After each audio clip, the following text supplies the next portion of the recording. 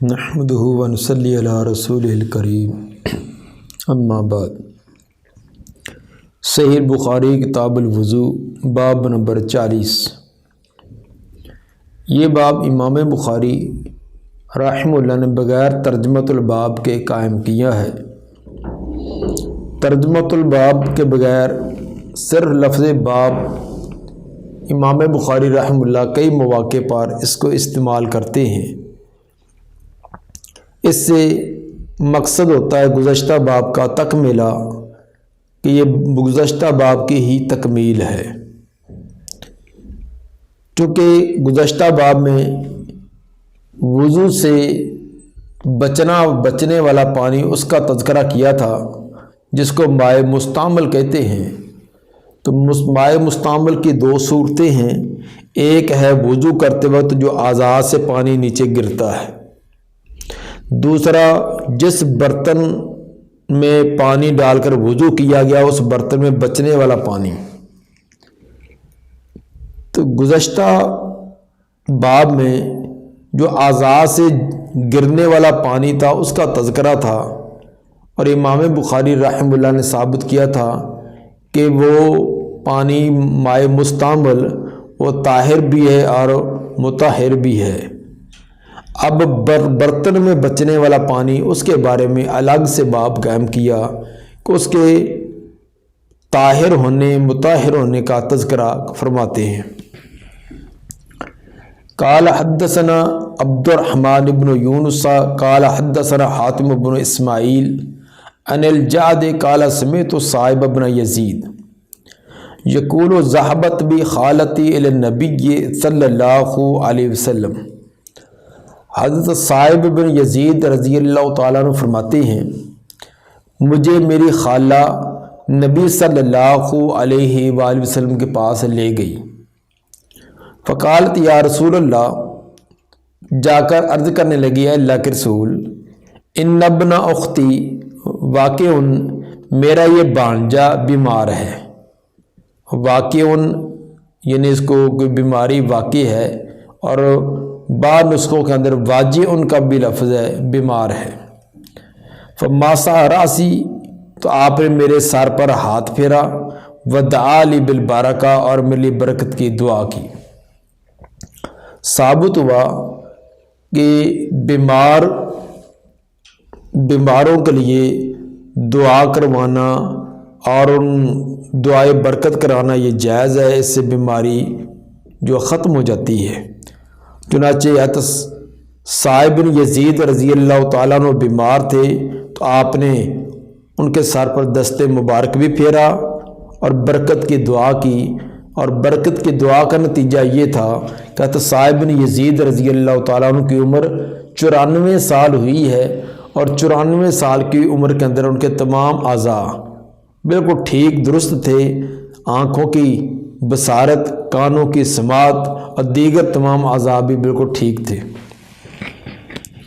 ثم توضا، پھر آپ نے وضو کیا، فشربت من وضوئہ، تو میں نے آپ کا وضو کا پانی پیا۔ آپ نے وضو کیا تو وضو برتن کا اندر جو پانی بچا ہوا تھا وہ میں نے پیا۔ تو ثابت یہ ہوا کہ وضو کا مستعمل پانی جب پیا جا سکتا ہے تو وضو کے لیے بھی استعمال کیا جا سکتا ہے۔ اس کے لیے بعض لوگوں کا یہ اصطلاح استعمال کرنا کہ یہ پانی طاہر تو ہے لیکن مطہر نہیں، تو یہ ایک ایسی اصطلاح جس کا کوئی معنی اور مفہوم واضح نہیں ہے کہ طاہر ہو اور مطہر نہ ہو، یہ بھی ایک عجیب سی اصطلاح ہے۔ تو اس لیے وہ پانی طاہر بھی ہے اور مطہر بھی ہے، خود بھی پاک ہے اور دوسری چیزوں کو بھی پاک کرے گا۔ اور یہ بات بھی بالکل واضح ہے کہ اگر وضو کرتے وقت جسم کے ساتھ جسم سے جڑنے والا گرنے والا پانی اگر پاک نہ ہو تو وہ جسم پر گرے، کپڑوں پر گرتا تو وہ کپڑے پلید ہونے چاہیے، اور یہ تو تمام مانتے ہیں کہ وضو کا پانی جو استعمال کیا ہے اعضاء سے ہی، چہرہ دھویا چہرے سے وہ قطرے گرتے ہیں، ہاتھ دھوئے ہاتھ سے گرتے ہیں تو کپڑوں پر لگتے ہیں، باقی اعضاء پر لگتے ہیں، تو کوئی بھی اس کے ناپاک ہونے کا قائل نہیں ہے۔ جب وہ پاک ہے تو اگر اس کو کسی اور پاکیزگی کے لیے استعمال کر لیا جائے تو وہ چیز بھی پاک ہو جائے گی۔ ثم قمت خلف ظہرہ، حضرت صاحب بن یزید فرماتے ہیں پھر میں کھڑا ہوا آپ کی پشت کی طرف، میں پھر آپ کے پیچھے بیک میں کھڑا ہو گیا۔ فنظرت الی خاتم النبوہ بین کتفیہ، تو میں نے خاتم النبوہ، نبوت والی جو مہر تھی وہ میں نے دیکھی، بین کتفیہ، جو آپ کے دونوں کندھوں کے درمیان تھی، آپ کے دونوں کندھوں کے درمیان میں نے خاتم النبوہ وہ بھی دیکھی۔ کیسی تھی وہ؟ مثلا زر الحجلہ، دلہن کی مسحری کا جو بٹن ہوتا ہے اس کی طرح تھی۔ حجلہ دلہن کے لیے جو مسحری بنائی جاتی ہے، زر بٹن، اصل کے اندر اس کی کیفیت ذرا اس ماحول کو سامنے رکھنے سے واضح ہوگی کہ جب عورتیں سفر کرتی، اونٹ کے اوپر جو پالان ہوتا، پالان کے اوپر ایک کپڑا، اس پلان کے چاروں طرف کپڑا جو ہے وہ ایک خاص انداز کے اندر وہ اس کو کورنگ کے لیے وہ استعمال کیا جاتا تھا، یہ ایک ہودج بن جاتا تھا، اور تو اس کے اندر بیٹھتی تاکہ باپردہ حالت کے اندر وہ سفر کر سکے۔ جو وہ ہودج ہوتا تھا اس میں داخل ہونے کے لیے جو آگے دروازہ ہوتا تھا، یعنی کپڑے کا پردہ ہوتا تھا، تو اس میں داخل ہونے کے بعد اس کو بٹن بند کر دیا جاتا تاکہ ہوا کی وجہ سے کپڑا آگے سے ہٹے نہ۔ اس کے بٹن تھے، اس کے بنانے کا طریقہ یہ ہوتا تھا کہ ان پردوں میں ایک پردے میں بڑے کاج ہوتے اور دوسرے میں لکڑی لے کر لکڑی کو کپڑے کے اندر ڈال کر ایسے ڈال کر پیچھے سے وہ ڈوری سے باندھ دی جاتی تو ایک بٹن نما بن جاتا۔ لکڑی دے دی جاتی یا کہ پتھر چھوٹا ہوتا تو اس کو کپڑے کے اندر دے کر تو جیسے یہ ہے تو ایسے اس کو باندھ دیا، جب پیچھے سے باندھ دیا ہے تو ایک موٹے بٹن کی طرح ہو جاتا، اور اس کو دوسرے پردے کے اندر جو کاج ہوتا اس کے اندر وہ بند کر دیتے، تو وہ 2 یا 3 بٹن اس طرح لگا دیتے، پھر وہ سواری جیسے مرضی تیز رفتاری سے چلتی رہتی اور ہوا بھی چلتی رہتی تو آگے سے پردہ نہ ہٹتا۔ تو اس کو یہ زر الحجلہ کہتے ہیں۔ تو وہ چھوٹا سا جیسے کبوتری کا انڈا ہوتا ہے اتنا وہ ایک بٹن سا بن جاتا تھا۔ یہی وجہ ہے کہ یہ زر الحجلہ کو رز الحجلہ بھی پڑھا گیا ہے۔ اگر رز الحجلہ ہو تو اس کا معنی ہوگا کہ حجلہ پرندے کا انڈا۔ حجلہ ایک پرندہ ہوتا ہے جس کو ہمارے ہاں چکور جیسے ہوتی، اسی طرح تو جیسے کبوتری کا انڈا ہوتا ہے اس کے انڈے کے برابر، یعنی ایک تشبیہ دی ہے کہ جیسے انڈا ہوتا ہے اس کی ایک طرف سے تھوڑی سی وہ چوڑائی زیادہ ہوتی ہے، دوسری طرف کم ہوتی ہے اور بیضوی شکل میں ہوتا ہے، اس طرح بیضوی شکل کے اندر وہ مہر نبوت تھی۔ وَنَظَرْتُ إِلَى خاتم النبوہ، دیکھا میں نے نبوت خاتم النبوہ کو بین کتفیہ، دونوں کندھوں کے درمیان، مثلا زر الحجلہ، دلہن کی مسحری کے بٹن کی طرح۔ یہ روایت امام بخاری رحمہ اللہ 5 مرتبہ صحیح بخاری کے اندر لائے ہیں۔ اس سے جو امام صاحب ثابت کرنا چاہتے ہیں وہ یہ کہ وضو کا جو مستعمل پانی ہے وہ اس کو آگے پینے کے لیے استعمال بھی کیا جا سکتا ہے، تو جو چیز طاہر ہوگی وہی پینے کے طور پر استعمال ہوتی ہے، تو جب پینے کے طور پر استعمال ہو سکتی ہے تو اس کو دیگر طہارت کے لیے، کپڑے کے دھونے کے لیے یا خود وضو کرنا یا نہانا یا اس طرح کے دیگر استعمال کے لیے بھی کیا جا سکتا ہے۔ اور یہ بات بھی بالکل واضح ہے کہ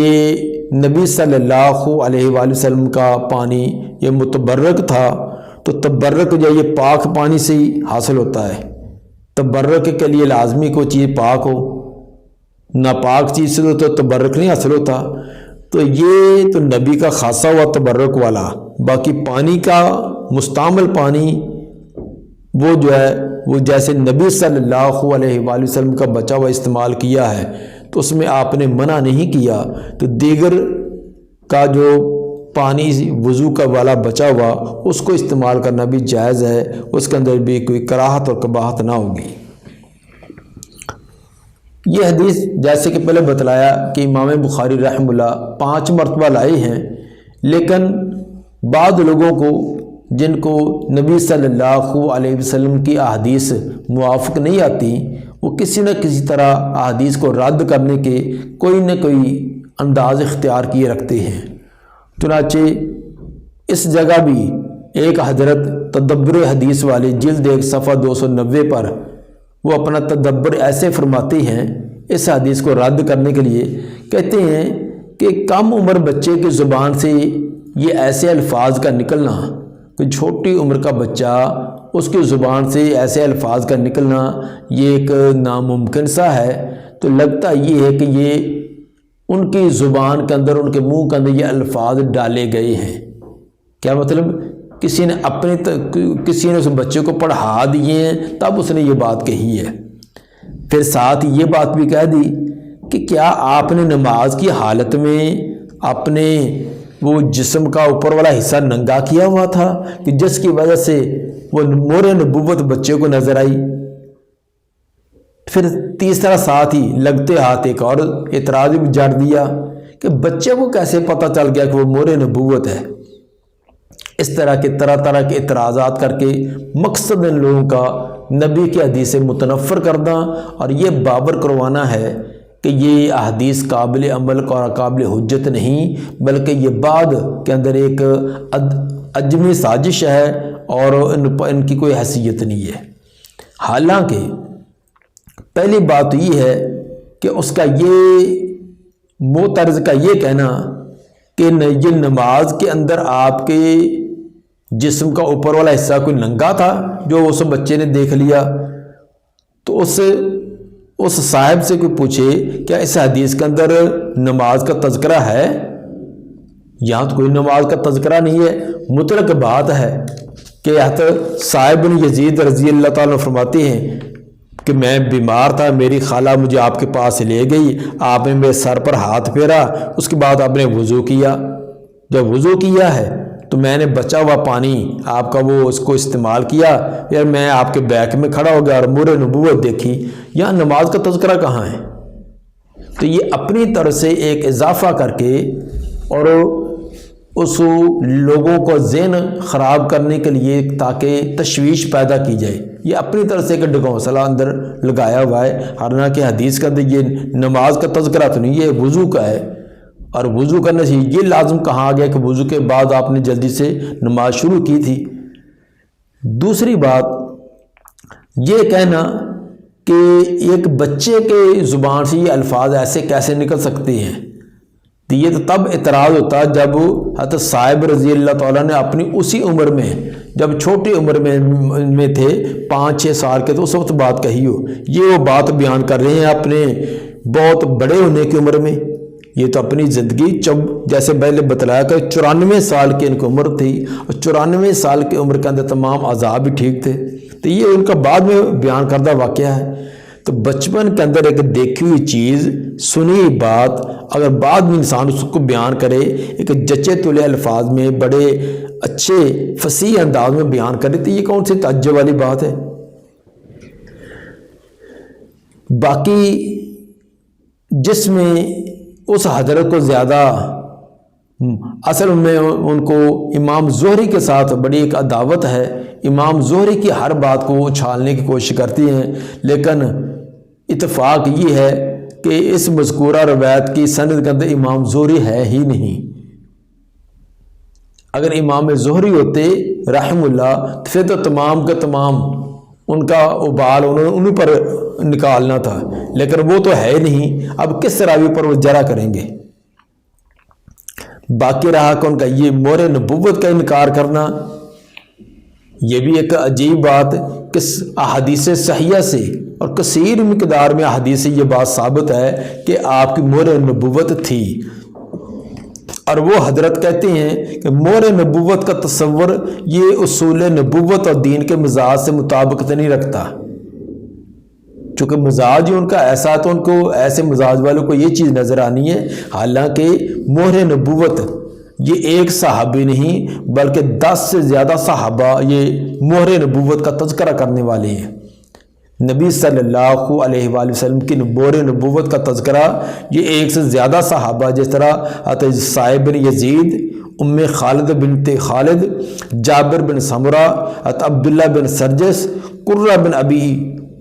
بن ایاس مزنی، رمیثہ بنت عمر، اور ابو زید عمر بن اختب، حضرت سلمان فارسی، قبیلہ بنی عامر کا طبیب، یہ تمام کے تمام مہر نبوت کا تذکرہ کرتے ہیں۔ تفصیل کے لیے آپ مسند احمد جلد 1 صفحہ 223 دیکھ سکتے ہیں۔ اور پھر بہت سارے اہل علم نے اس کے علاوہ اور بھی اسی عنوان پر باب قائم کیے ہیں۔ مہر نبوت پر امام بخاری نے، امام مسلم نے، امام ترمذی نے اور دیگر کئی محدثین نے یہ عنوان دے کر باب قائم کیا کہ آپ کی مہر نبوت کا، اور اس پر روایات درج کی ہیں۔ اور علماء اہل کتاب کے ہاں بھی رسول اللہ صلی اللہ علیہ وسلم کی یہ امتیازی علامت معروف تھی۔ اہل کتاب یہود و نصارہ کے جو علماء تھے نبوی دور میں، ان کے اندر بھی یہ بات معروف تھی جو کہ آخری جو پیغمبر ہے اس کی مہر نبوت ہوگی۔ اس کی اور بھی کئی شہادتیں ہیں، جن میں سے 2 شہادتیں آپ کے سامنے میں بیان کرتا ہوں۔ ایک تو جب نبی صلی اللہ علیہ وسلم اپنے چچا ابو طالب کے ساتھ ملک شام کی طرف تجارت کے لیے گئے ہیں، تو آپ کے ہمراہ قریش کے کچھ اور بڑے لوگ بھی تھے، تو راستے کے اندر ایک راہب ملا، تو اس نے آپ کو مہر نبوت سے پہچانا اور پھر ابو طالب کو عرض کرنے لگا کہ آپ اس بچے کو واپس لے جائیں، میں نے اس مہر سے پہچان لیا ہے کہ یہ آخری پیغمبر، آخری نبی ہے۔ دیکھیے یہ جامع ترمذی کتاب المناقب حدیث نمبر 3620 میں۔ اسی طرح دوسرا واقعہ حضرت سلمان فارسی رضی اللہ تعالیٰ عنہ، وہ فرماتے ہیں کہ مجھے ایک راہب نے مجھے نبی صلی اللہ علیہ وسلم کے متعلق بتلایا تھا کہ ان کی یہ علامتیں ہوگی کہ ایک تو صدقہ نہیں کھائیں گے، صدقے کا مال نہیں کھائیں گے، ہدیہ قبول کریں گے اور صدقہ استعمال نہیں کریں گے۔ دوسرا یہ بات بتائی تھی کہ ان کے دونوں کندھوں کے درمیان مہر نبوت ہوگی۔ یہ 3 علامتیں کہ صدقہ نہیں کھائیں گے، ہدیہ قبول کریں گے اور دونوں کندھوں کے درمیان مہر نبوت ہے۔ حضرت سلمان فارسی رضی اللہ تعالیٰ عنہ نے ان تینوں علامتوں کا مشاہدہ کیا اور مشاہدہ کرنے پر وہ مسلمان ہوئے، جیسے کہ مسند احمد جلد 5 صفحہ 443 پر یہ واقعہ موجود ہے۔ تو اور بھی بہت سارے دلائل سے ثابت ہے کہ نبی صلی اللہ علیہ وسلم کی یہ مہر نبوت تھی۔ اس لیے اس کا انکار کرنا سے اس بنا پر کہ میری عقل میں یا میری سوچ اور فکر میں یہ بات نہیں آتی، یا اپنی طرف سے یہ ایک اصول وضع کر لینا کہ یہ مہر نبوت، یہ اصول نبوت یا دین کے مزاج کے مطابق نہیں کھاتی، تو پتہ نہیں وہ کون سا مزاج بنایا ہوا ہے کہ جس کے ساتھ ان کو مطابقت نظر نہیں آتی، جبکہ بے شمار احادیث سے یہ بات ثابت ہے۔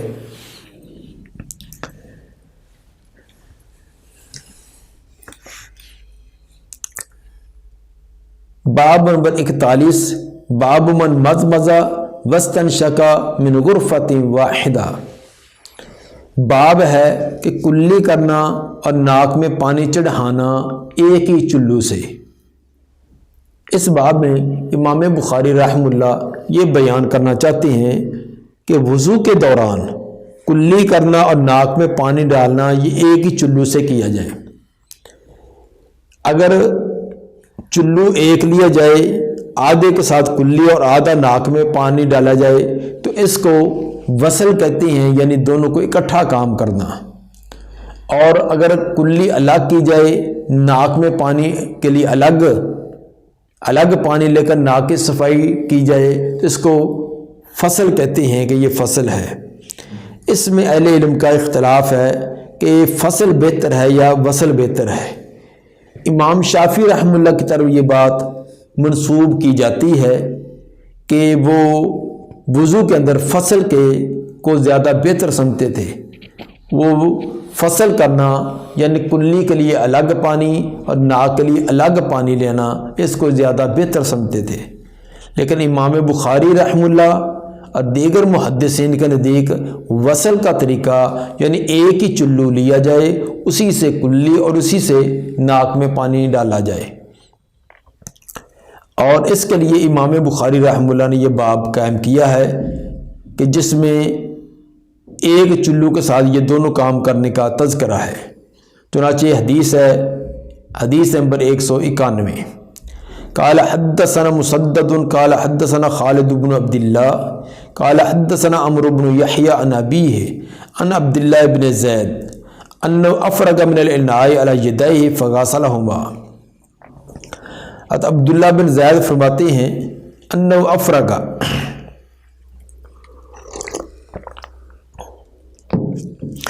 انہوں نے پانی ڈالا برتن سے اپنے ہاتھوں پر، فغسلهما تو دونوں ہاتھوں کو دھویا، ثم غسل پھر دھویا، اور مزمزہ وسطن شکا یا کلی کی اور ناک میں پانی ڈالا، من کفۃ واحدہ ایک ہی چلو سے، کلی اور ناک میں پانی ڈالنا، من کفۃ واحدہ یہ ایک ہی چلو سے یہ کام کیا، ففعل ذلک ثلاثا اور یہ کام 3 مرتبہ کیا۔ بعض کا اس کا یہ مفہوم بیان کرنا کہ جس چلو کے ساتھ منہ میں پانی ڈالا ہے یعنی دایاں ہاتھ، اسی چلو کے ساتھ دائیں ہاتھ کے ساتھ ہی ناک میں پانی ڈالا، لیکن تھا یہ الگ الگ۔ یہ معنی کرنا یہ درست نہیں ہے، کیونکہ آگے حدیث نمبر 199 کے اندر من غرفۃ واحدہ کے لفظ بھی آ رہے ہیں کہ یہ دونوں ایک ہی چلو سے کیے ہیں۔ کلی کرنا، ناک میں پانی ڈالنا، اس جگہ تو لفظ ہیں کہ من کفۃ واحدۃ ایک کف سے کیے، لیکن اس جگہ جو لفظ من غرفۃ واحدہ کے لفظ ہیں۔ فغسل یدیہ الی المرفقین، دھویا اپنے دونوں ہاتھوں کو کونیوں سمیت، مرتين 2 مرتبہ، مسح برأسہ اور مسح کیا اپنے سر کا، ما اقبل و ما ادبر، آگے والے حصے کا بھی اور پیچھے والے حصے کا بھی۔ واو جو ہے یہ مطلق جمع کے لیے آتی ہے، اس کے اندر کوئی ترتیب نہیں ہوتی۔ اس کا یہ معنی نہیں کہ جس کا تذکرہ پہلے آیا وہ کام پہلے ہو، جس کا بعد میں اس کا بعد میں۔ ہاں اگر فا یا سما آئے تو اس کے اندر یہ ترتیب ہوتی ہے، تو واو کے اندر مطلق جمع ہوتی ہے کہ یہ کام بھی ہوا یہ کام بھی ہوا، یعنی سر کے آگے والے حصے کا بھی مسح کیا، پیچھے والے کا بھی، پہلے کون سا تھا بعد میں کون سا تھا اس کا تذکرہ اس کے اندر نہیں ہے، اس کا تذکرہ پیچھے والی روایات میں آ چکا ہے۔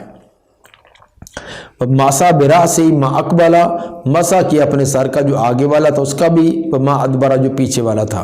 اور ترتیب یہ ہے کہ آپ نے پیشانی کے بالوں سے شروع کیا اور اس کے پیچھے گدی تک لے گئے، گدی سے پھر واپس جہاں سے شروع کیا تھا وہاں لائے ہیں۔ وغسل رجلیہ الی الکعبین، اور دھویا اپنے پاؤں کو ٹخنوں سمیت، ثم قال ہاکذا وضوء رسول اللہ صلی اللہ علیہ وسلم۔ عبداللہ بن زید رضی اللہ تعالیٰ عنہ نے وضو کرنے کے بعد فرمایا کہ اسی طرح تھا رسول صلی اللہ علیہ وآلہ وسلم کا وضو۔ یہ وصل والا طریقہ یعنی کلی اور ناک میں پانی اکٹھے ایک ہی چلو سے کرنا، اس کے لیے حضرت علی رضی اللہ تعالیٰ عنہ اور حضرت عباس رضی اللہ تعالیٰ عنہ سے بھی یہ روایات بڑی صراحت کے ساتھ آئی ہیں، جیسے تک ابو داؤد کے حدیث نمبر 113 اور 137 یہ ان کے اندر یہ بات وضاحت آئی ہے۔ الگ الگ وضو الگ الگ پانی لینے کے لیے روایت جو ابو داؤد کے حدیث نمبر 139 ہے، اس کو حافظ ابن حجر نے اور امام نووی رحمہ اللہ نے اس کو ضعیف قرار دیا ہے، کمزور کہا ہے۔ اس لیے اگرچہ الگ الگ کلی کے لیے الگ پانی لیا جائے، ناک صاف کرنے کے لیے الگ کیا جائے، تو اس سے وضو تو ہو جائے گا، اس میں تو نہیں، یہ تو نہیں کہا جا سکتا کہ اس کا وضو نہیں ہے، لیکن اختلاف اس بات میں کہ افضل طریقہ کیا ہے۔ تو بخاری مسلم کی روایات اور جو واضح روایات وہ یہی ہیں کہ ایک ہی چلو سے یہ دونوں کام یک وقت کیے جائیں، اسی سے کلی کی جائے اور اسی سے ناک میں پانی ڈالا جائے۔